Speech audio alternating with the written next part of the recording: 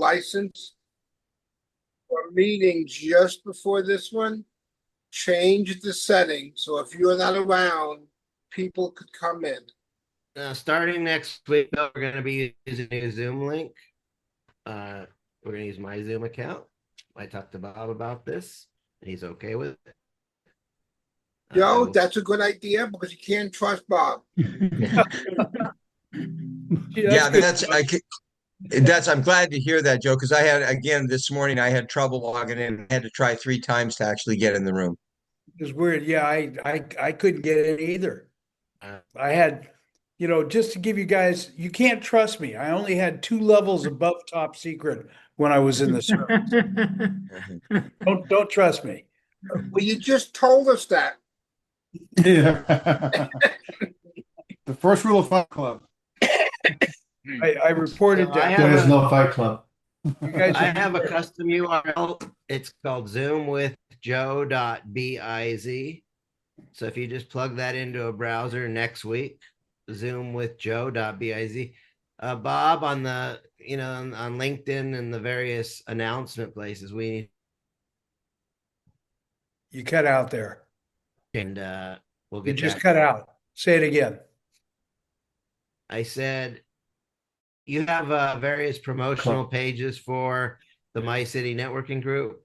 If you could change it to zoomwithjoe.biz as the link, then we can be consistent. So welcome everyone. Welcome to the meeting. Sorry we're late. We've had some technical problems. We've decided that we need to change the Zoom situation. I do Zoom calls every week and we never have these problems. So I got control of my account. So we want to make sure that we're here every week and serving you guys and having a good, networking here. So why don't we start off with some shout outs? Well, I'd like to shout out to Robert Chun. Had for a referral, had a great meeting with Mina, Robert, and looking forward to getting her financials and moving that ahead. So thank you very much. That's great. That's a great update. Forward. For me, I had a great meeting with Joe. I'll probably end up working with him next month, and I'm looking forward to see what's possible. And I still owe Bob a phone call, so I'll reach out to you later today. Good stuff. I enjoyed our meeting, Rob. I like working with you. I'm investing. One of the things I'm grateful for is I make enough money to afford my addiction to learning from the brightest people I can. And that's one of the things that I bring to my clients is I learn things to stay on top of my game. And I do that to help my.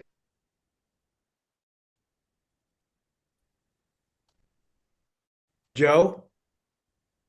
Joe, you're frozen.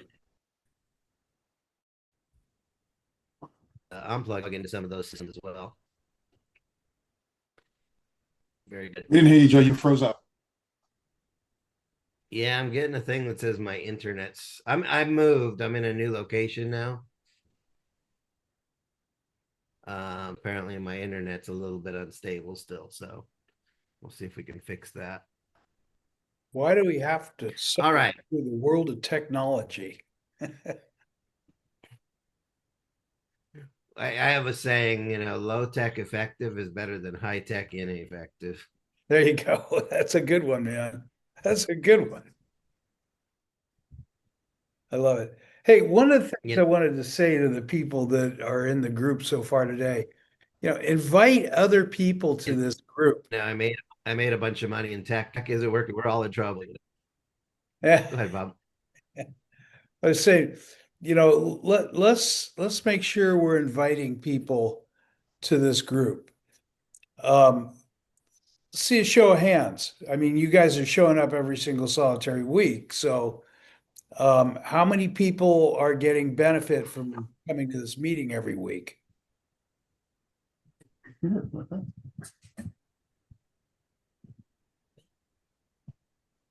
Well, Jeff, we got to make sure you get more benefit. Al, we need to get you more benefit. Yeah, I think I need more to convince other people. Okay. Okay, so that kind of Well, leads let's to start the with you, question. Jeff. Why don't you introduce yourself and tell us how we can benefit you? Well, I would really know where to begin. I mean, I'm joined here because of the invitation originally from Bob, and I thought I'd just check it out. So I'm continuing to show up to see where I can put things into practice. It seems like most everybody here is like at a much higher level than I am, so it feels like most of the stuff doesn't really apply to me because I'm not there yet. I'm like my level of marketing or whatever is not that. Can I make a I'm not sure. I'm not sure how to put it in the words, but yeah, go ahead, Bob. I'd love to talk to you. Figure out, see what we can figure out what's missing. Yeah, I mean, yeah, we could do that. I mean, I don't. You mean separately, privately?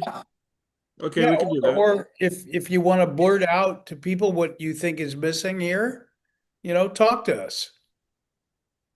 So, Jeff, I put my calendar link in the chat, and I'd Uh-huh. like to talk to you as well. You know, I know you're feeling at a certain level, but I work with people that are starting at zero. So, um, you know, let's make sure that your messaging is on point and your marketing is on point and your monetization is on point. We can get you more customers, there right now, probably one or two or three more customers would probably change your life quite a bit. Oh yeah, and I think Joe, you and I, when we had that initial phone call a few months ago, I mean, I found benefit from that, but that's separate from this meeting. So I like listening to everybody and hearing what's happening in their lives, but I still just trying to find where it fits into my practice. Well, I think everybody here, if I can step in, everybody's here to make money. Is that a fair statement? We're here to Yes, it make is. connections with people so we can make money. Bingo. Bingo. That's the key to it. They still say, and I just looked this up, I think it was last week, something like 63% of their business, of their new business comes from referrals. That's a pretty big number. Wouldn't you say? Well, I agree. Yeah, I've experienced that with the tax prep part of my business. That's probably about a good number. Anybody else want to comment? Um, yeah, I get a lot of my business from referrals. I'm kind of this marketing expert, and I'm always dabbling in every kind of marketing method. And so clients do come from a variety of different places. They come from the unexpected places. I would say maybe the higher quality. If somebody gives a warm introduction, that certainly um, is a higher quality of referral. I guess this is also my first networking group I've ever been attached to. I've never done any kind of networking before, so I guess I kind of feel lost as to what I'm supposed to do or whatever. So I think that's probably part of it too. Jeff, let's get on another call and see if we can map out a little bit of a strategy. Sure. Oh, I want to share my screen, Bob, and I can't. I wanted to share a quote from Dr. Peter Drucker. Uh, who's assigned as the host here? Mycity. Is Mycity Yeah, around? he's down there. Mehdi, you want to make Joe co-host?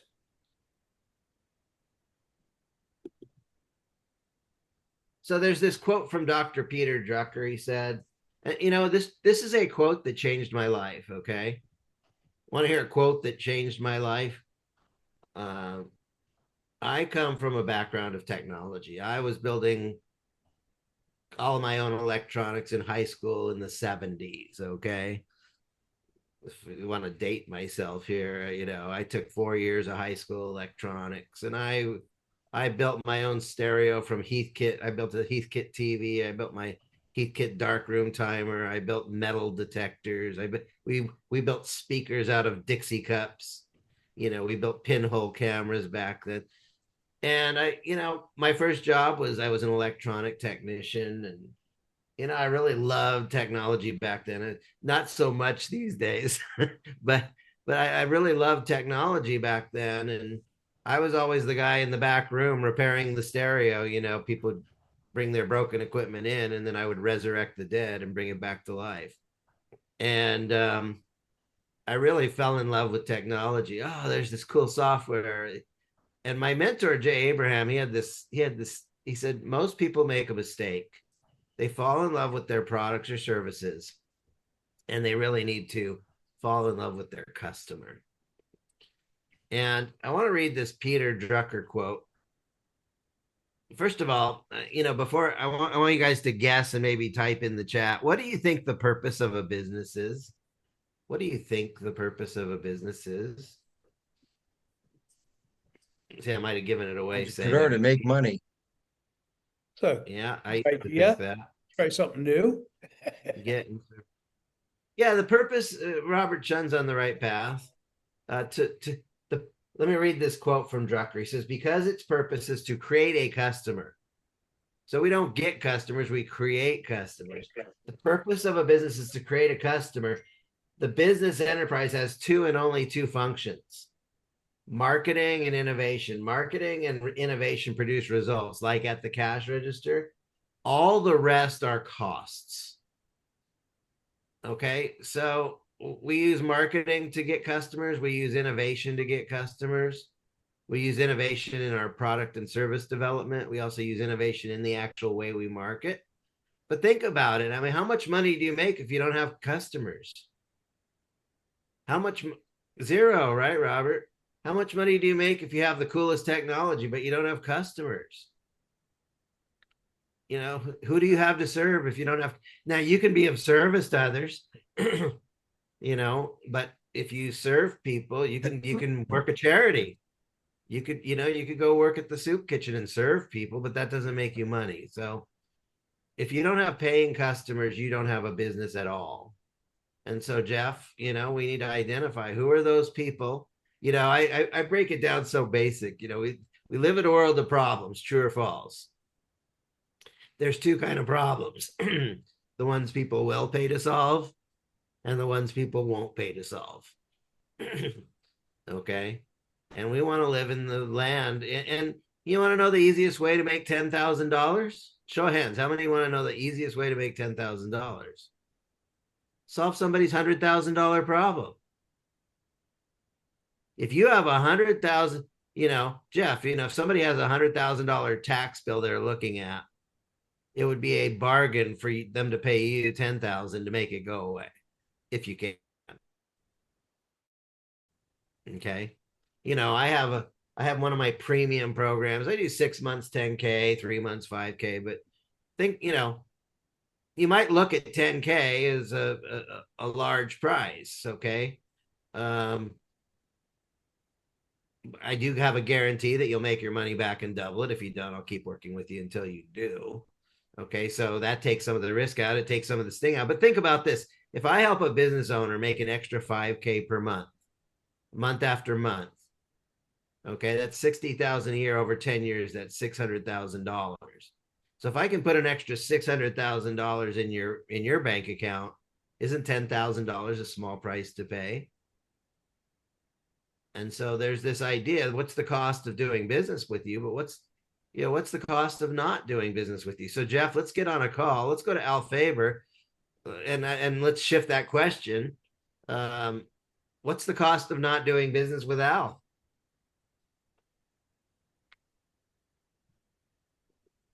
Yeah, well, Great insights. Great insights. Yeah, that's actually one of the toughest parts about my business, because it's opportunity cost, right? Because when I help people, when you start to look at what you lose from compounding at 4 or 5% versus 8 or 9% over a period of 20 years is huge, right? Or if you make a mistake on a tax situation, or if you're buying a home and not getting the best value on that purchase. So those are the things. It's tangible once people sit down and go through the process, but it's kind of intangible up front, So that's our job. Okay, I'm gonna throw out a word that I made up. Our job is to tangibilize it. There you go. That's a classic, man. You know, if you have a $500,000 account invested with Al, and or he does it pure advisory, but what's the difference between, say, a 2% bump in where you're investing your money? Over 5-10 years, it becomes significant. It's significant. It's a big chunk of money. Yeah. Or not having an estate plan. Like I said, I'm dealing with cases right now where, folks didn't put a simple trust or will in place and they're going through probate, and that could have been avoided by just doing a little paperwork up front. Yeah. Yeah. You know, one of the so there's this idea of the cost of not doing business with you. Where does this come from? There was a guy, he died about 10 years ago, I think. His name was Red Adair. Anybody ever hear the name Red Adair? Yes. Yeah. Don't remember where, but Red Adair was the #1 expert in the world at putting out an oil well fire. So I want you to Yeah, imagine yes, oh, yes. right. That's right. imagine you have an oil well. And when you produce oil, it's, I don't know what it is, $80 a barrel right now or something like. You make your oil well is a money machine, okay? I want you to imagine that you can't get your oil anymore because the oil drill, your oil well is on fire. Now, how much is that oil worth after it's been burned up? Zero. Joe, let me interrupt Was for it? a second. Moshe is trying to get in and nobody's letting him in. Yeah, Most- Mahedi. Yeah.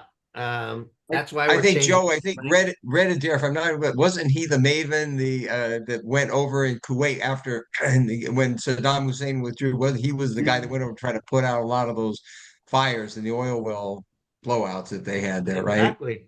Yeah. Exactly. So, Red Adair wasn't cheap. He was like, $100,000 a day to come put out your oil well fire. Well, what's the cost of hiring Red Adair? $100,000. But what's the cost of not hiring Red Adair? All of your oil keeps burning and you have zero income until that fire is out. And so one of the things you want to look at is, for your customers, what is their fire?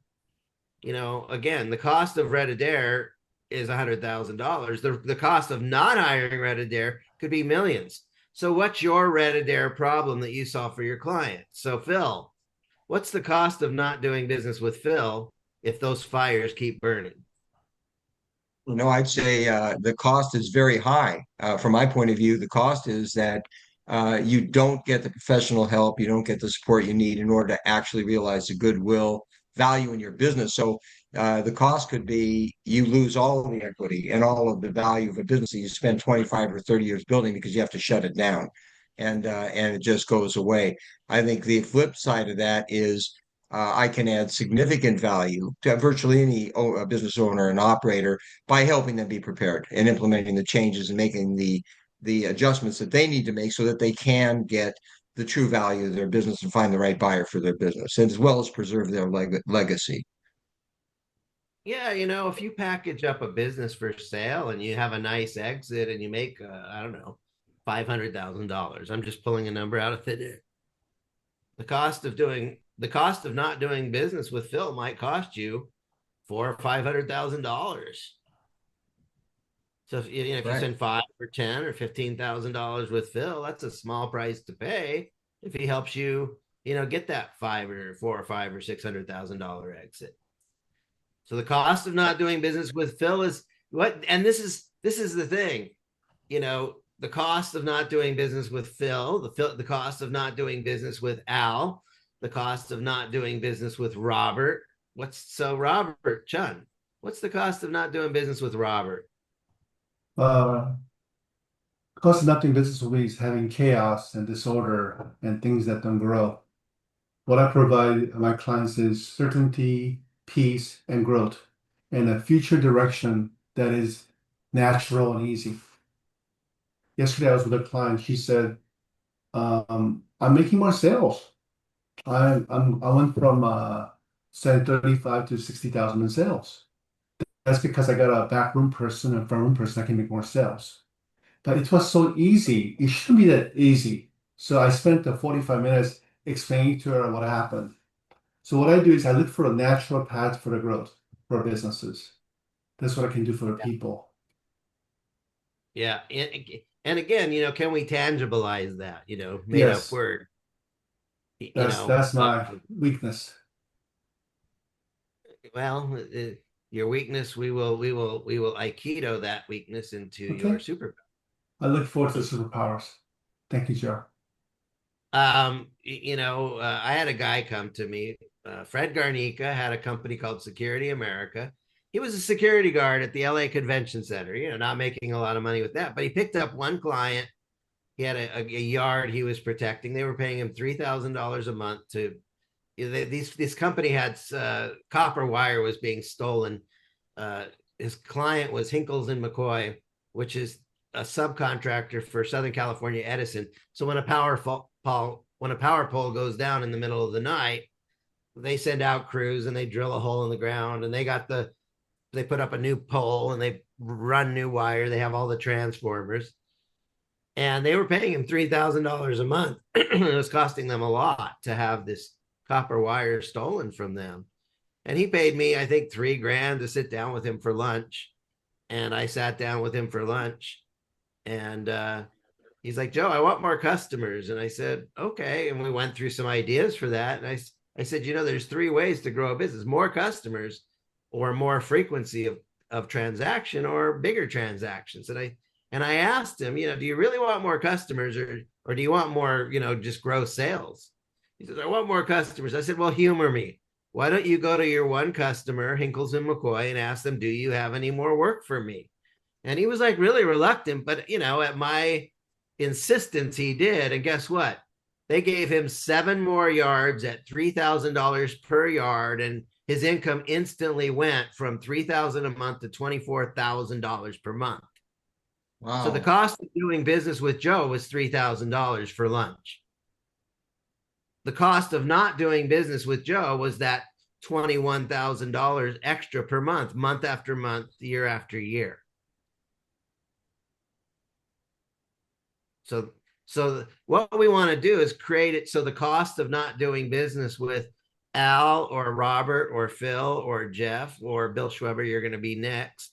The cost, we want to make it, one of my mentors, he's a business coach like me, and he's really amazing. And one of the things he does is his program is like $24,000 per year to be part of his program. And one of the things he does is like, we want you to get quick wins in the first month so that the whole program pays for itself. And he goes, my goal is to make working with Joe Nicasio a profitable addiction. How can you make your doing business with you a profitable addiction? Even though, you pay a lot of money with me, or even though I pay a lot of money with Bill Schweber, for example, even though somebody pays a lot of money, how can Bill Schweber make it a profitable addiction? Bill, what's the cost of not doing business with Bill Schweber? Millions and millions of dollars.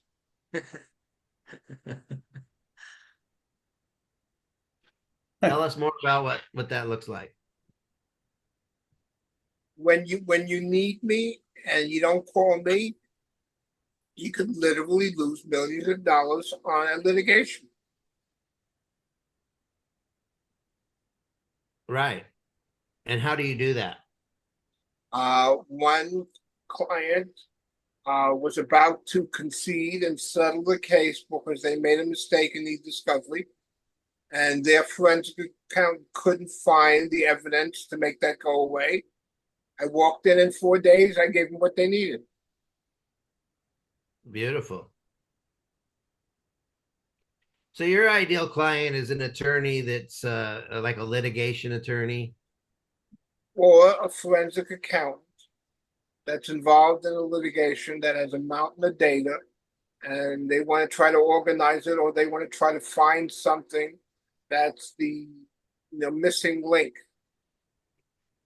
You help them you help them come up with the evidence to make their case, so they have a much better chance to win their case. Right, or to defend themselves if they're being sued. Very Bill, good. You do. I'm sorry. Go ahead. how I do was they, wondering, Bill. Bill? We'll I'm go sorry, go Phil and ahead. then Bob. Yeah, Bill, I was just wondering, do you do estate work also? Forensic accounting for estates or for probate type stuff? Usually doesn't come up because usually if there's a will, it's pretty cut and dried. One of the cases I'm working on, a partner in a company died, and the widow thought that she had rights to another business and she's suing. And that's been going on for 8 years now. Oh. So how do people find you, Bill? Usually word of mouth. Plus, I run a networking group for attorneys and accountants. We had a meeting this Wednesday. There was about 15 new people, new blood, in addition to the old blood. It's hard to get an attorney who bills $1,000 or an accountant, excuse me, who bills $900. You see, there's a difference. It's a parity difference between an attorney and an accountant to come to a networking meeting. But they send me an email. Sorry, I couldn't make it, but keep me in mind if you hear of anything, or if I need you, I'll call you. So the meetings are usually with a lot of new people, but everybody who's come through the meeting room wants to stay in touch. And on LinkedIn, we have 800 or 900 people on our LinkedIn group. So when we're going to have a meeting, I post it on there, and people know there's a meeting coming up, and we get some new people. We're also affiliated with another group that does training for accountants and attorneys to give them the continuing education credits they need, and all of their LinkedIn groups probably total about 250,000 people. So we post a message on all those groups. It's amazing. For the open houses, we get a nice crowd of new blood. You know, Bill, I got this iceberg behind me. We all suffer from the same thing. You know, you offer a ton of real value, but that doesn't mean it's always perceived. And we have this extra onus of response, even though you have a free, open house or a free networking community, even free needs to be sold. That's right, absolutely right. But the amazing thing is we had a large number of new people coming in. Great. So I want to make sure, you know what, if you could all send me your email. I'm going to go ahead and put my email. Let me use a different email for this. But if you could all send me your email, support at employee escape plan.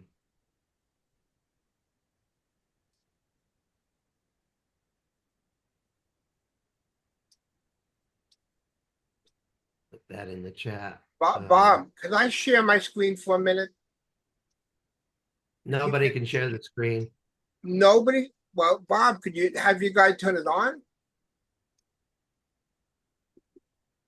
This is why we're changing the Zoom room next week. And Joe, you have my vote too.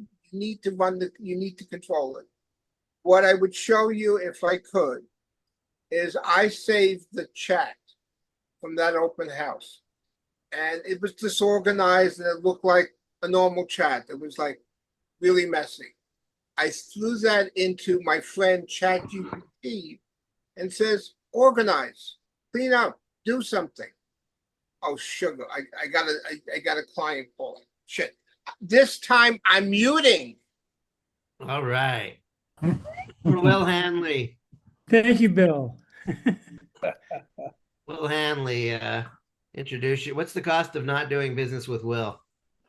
If a person goes into a business just with an idea without knowing a business structure to utilize it in, they're going to waste a lot of time and a lot of money. So if they utilize my services, they'll find out what the leading leaders in Silicon Valley say are the most important questions to ask before going into a business, then they're ahead. So they gain organization over chaos. So what does that cost people? What's it cost? What's it It costs cost their to live in business. chaos versus what's it cost to be organized? Well, if they're not organized, the chances are their businesses won't succeed. So it's the difference between having a successful business and not having one. So whatever their business they think is worth, they could more likely not succeed at that unless they use my services or services. Is So that again, clear enough though? That's not, I should have a dollar amount, shouldn't I? I'd like to, yeah, I'd like to challenge you to tangibilize that made up word. Well, my services are $8,500. A business may be worth what, depending on the business, of course, anywhere from 10,000 a month, 100,000 a month, $1 million a year, $10 million a year, whatever the business is going to be worth is not going, most likely not going to succeed unless they know what they're doing before they start. Very good. Moving in the right direction. Thank you, John. Moving in the right direction. So I Bob got Frieden- I've got another thing. How many people are getting benefit from this group? Let's see a show of hands.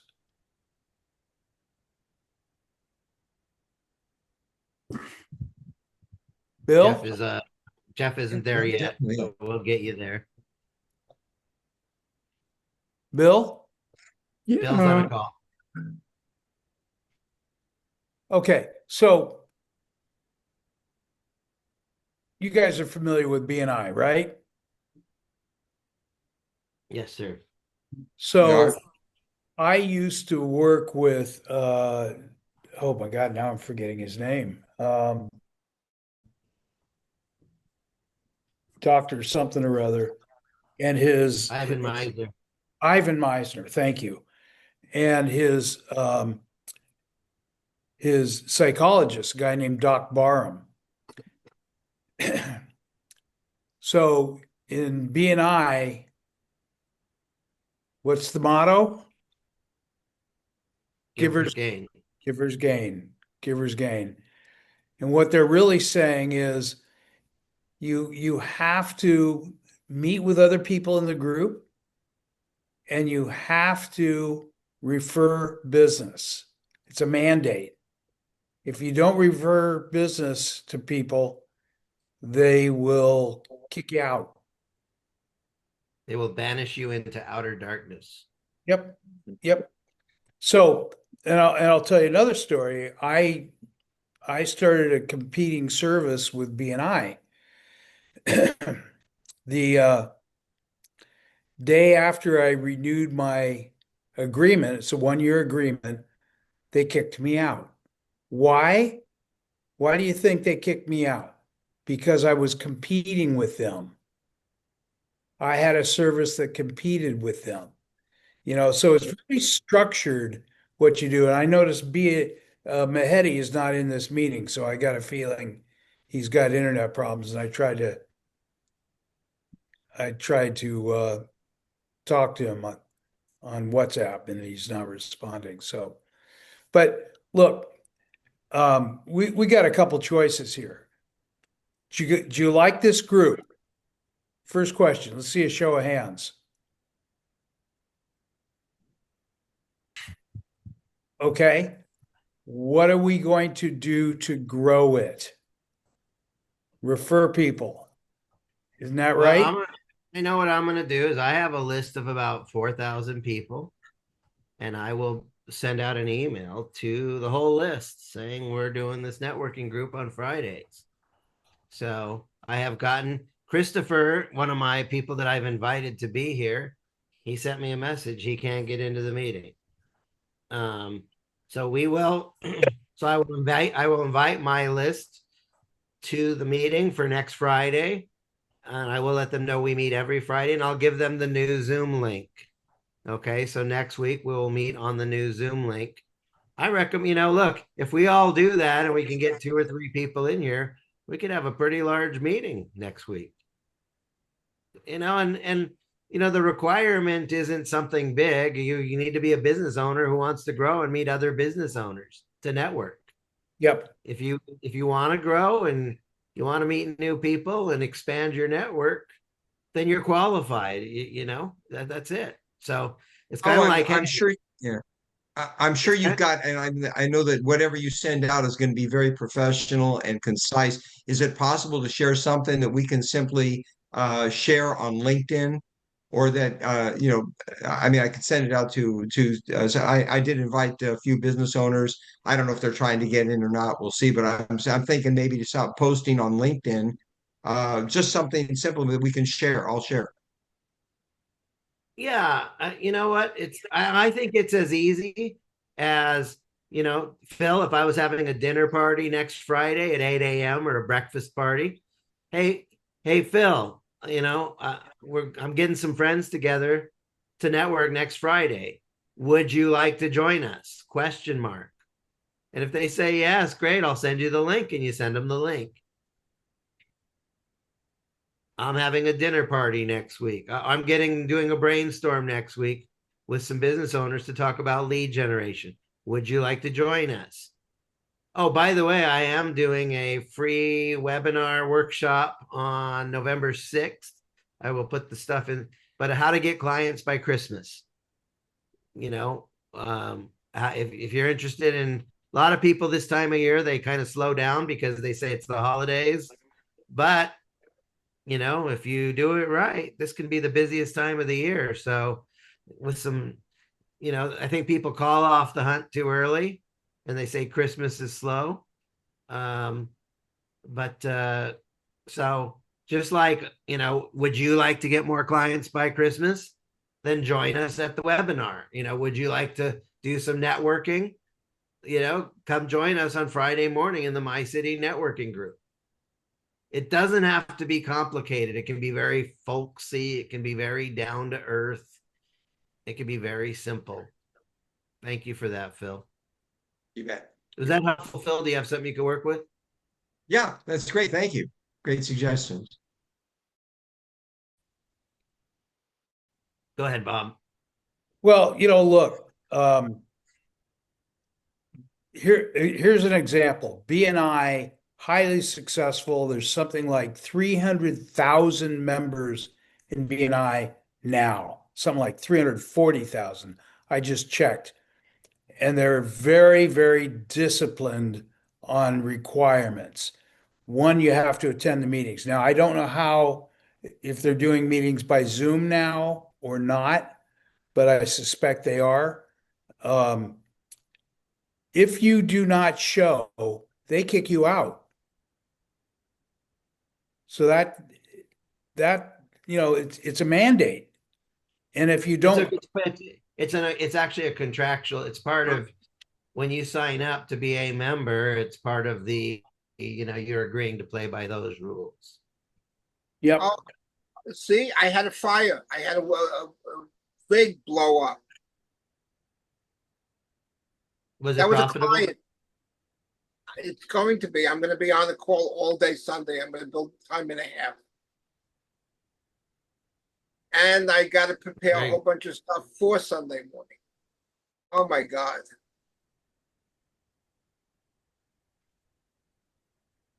So, look. I think we all can send out a thing that says we have networking every Friday. Would you like to join us? Here's the link. Join us at 8 a.m. Pacific time on Friday and share that link. Now, I do use that Zoom link all through the rest of the week. So, it's fine. It's just, that Zoom, you just make sure they're very clear on the time. And, I'd like to go around. Wait, so for next week to send that out, do you want us to use this? I mean, if I'm sending something out, should I wait for this new Zoom link and access, or do we want to send out the Zoom link that we seem to be having problems with? No, use the Zoom link I just gave you. Zoom with Okay. Joe.biz. Hold on. Let me make a suggestion. how many of us here go to other networking groups? You really need to put into the chat for those networking groups, try this next Friday. And why? And always the question of why. Who is going to be in the room that I really want to meet? Because people are not coming for no reason. You know, there's some, even though our numbers lately have been a little bit small, the people in this room, I think there's some pretty badass people in this room. Al is not your ordinary, one out of a, one out, he's not your ordinary financial advisor. He's top shelf. And Bill is not just a guy that is a data guy. He helps attorneys and accountants make cases to win lawsuits and to be protected in lawsuits. Robert Chun is a guy that helps people solve their problems, and he brings this out of the box thinking that he's a very creative business problem solver. Phil Wolfstein, not everybody knows how to exit a business, and Phil is good at it. He's excellent at it. He's been doing it a long time. He treats people right. Will Hanley is a guy that helps people with their NLP and communicate more powerfully internally and externally to the world. Jeff Barker's a guy that cares about people and does good bookkeeping and tax work for people. Look at the amazing, and of course there's me. There's some amazing people in this room.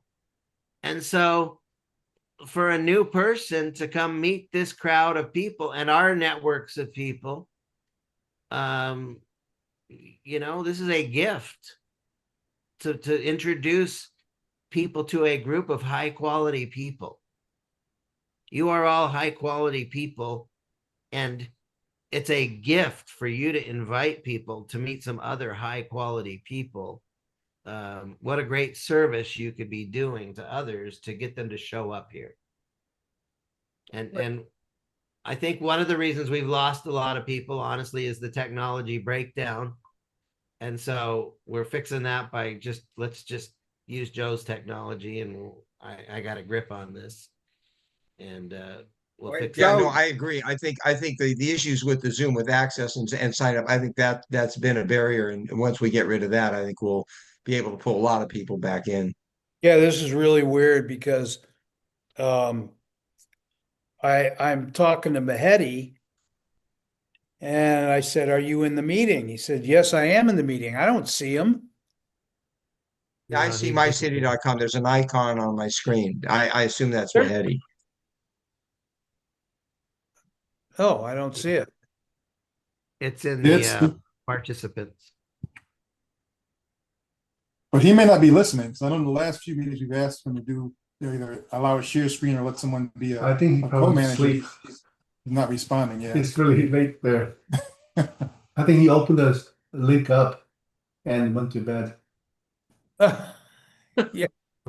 I see him under participants under Mycity host. Yeah, I see him. So he's here. Yeah, but his camera's off and his voice is off. So that means he expects you, Bob, to run this.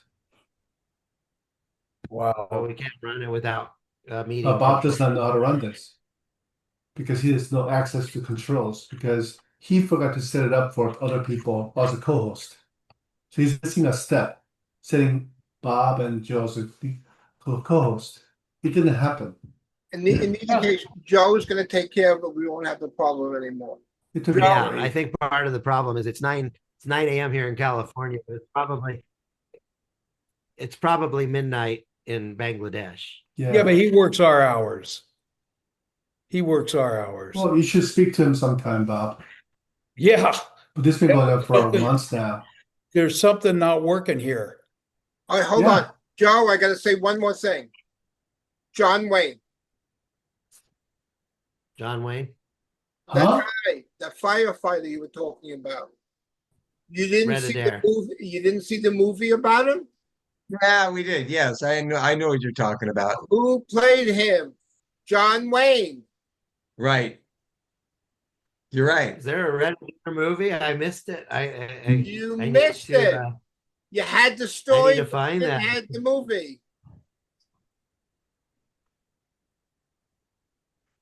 Very good. Very good. I will look for that movie. I think there's just a great business lesson there. You know, we there is a cost to doing business with all of us, but there's a cost to not doing business with us. You know, we all bring our magic and our skills and our talents and our abilities to our clients. I want to tell a story. I was in Landmark and I was in a 12-week seminar series called Effectiveness. This was the effectiveness workshop or the effectiveness seminar series. And there was a girl in the workshop. Her name was Margarita. And pretty girl. She was an actress. She was in the Screen Actors Guild. She did lots of auditions and not getting the gigs. And she realized that she had this agenda. If I get the gig, I can pay my rent. Or if I get the gig, I can